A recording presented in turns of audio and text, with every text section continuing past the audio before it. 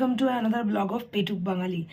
আজকে কড়াইশুঁটির কচুরি রান্না করবো। হ্যাঁ, ঠিকই শুনেছ, শীতকাল বলে কথা, কড়াইশুঁটির সিজন বলে কথা, কড়াইশুঁটির কচুরি হবে না তা কি হয়? তো চলে এসেছি আজকে কড়াইশুঁটির কচুরি নিয়ে। প্রথমেই কড়াইশুঁটিগুলোকে ছাড়িয়ে নিয়ে একটু সেদ্ধ করে নিয়েছি, তাতে কি হয়, নরম হয়ে যায়, অনেক ইজি হয় মিক্সি করতে। এবার এই কড়াইশুঁটিগুলোকে আমি মিক্সারে দিয়ে দেবো। মিক্সিং জারে দেওয়ার সাথে সাথে এর সাথে দেবো একটু কাঁচা লঙ্কা। মিক্সিং জারে দিয়ে দিয়েছি মটরশুঁটি, সেদ্ধ করে রাখা জল ঝরিয়ে মটরশুঁটি দিয়েছি, সেদ্ধ করে আগে জল ঝরিয়ে নিয়েছি, তারপরে মটরশুঁটিটা দিয়েছি, তার মধ্যে দিয়ে দিয়েছি 9টা কাঁচা লঙ্কা। এবার ঝালটা তোমরা তোমাদের মতো অ্যাড করো। আমার একটু ঝাল ঝাল পছন্দ এটা, সেই জন্য একটু কাঁচা লঙ্কাটা অ্যাড করেছি। আর কাঁচা লঙ্কার ঝালটা প্রবাবলি খুব ভালো হয়, সেই জন্যই দিয়েছি। অত অতিরিক্ত ঝাল হয় না, তাই আমি এতে শুকনো লঙ্কা কোনোভাবে ইউজ করবো না, তাই কাঁচা লঙ্কাটা একটু বেশি দিয়েছি। তোমরা চাইলে ঝালটা তোমাদের মতো অ্যাডজাস্ট করে নিতে পারো। এবার এটা মিক্সি করে নেব। তো মিক্সি করা আমার কমপ্লিট, এই যে পেস্টটা রেডি হয়ে গেছে। এবার এটাকে আমি তেলে কষাবো। কড়াইতে তেল গরম বসিয়ে দিয়েছি। এবার তেলটা একটু বেশি গরম হলে তবেই দেব। তেলের মধ্যে কড়াইশুঁটিটা দিয়ে দিলাম মিক্সি করার পর। তার মধ্যে দিলাম পরিমাণ মতো নুন, আর 2 চামচ মতো চিনি, আর আদা কুড়িয়ে দিলাম। ব্যাস এইটুকুই দিব।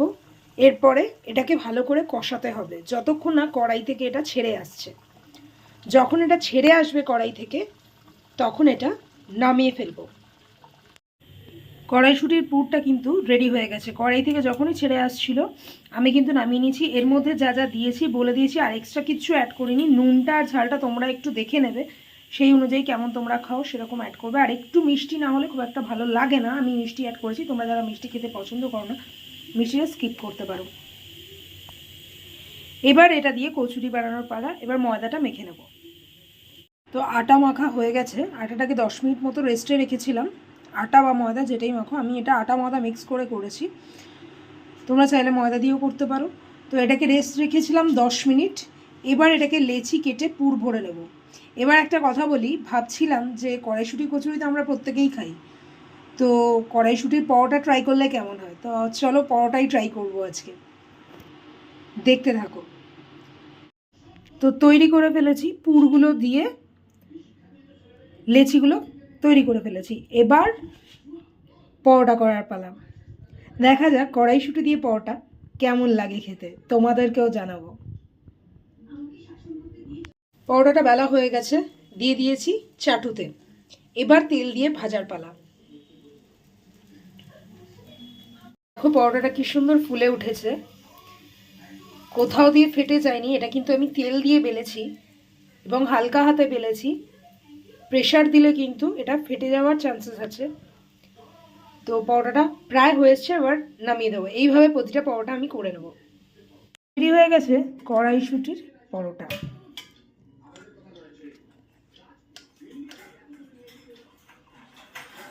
পরোটাগুলো কিন্তু বেশ হয়েছে দেখতে। তোমরাও অবশ্যই ট্রাই করো, কেমন লাগছে খেয়ে অবশ্যই জানিও। দেখা হচ্ছে আবারও কোনো নতুন ভিডিওতে, নতুন কোনো রেসিপির সাথে।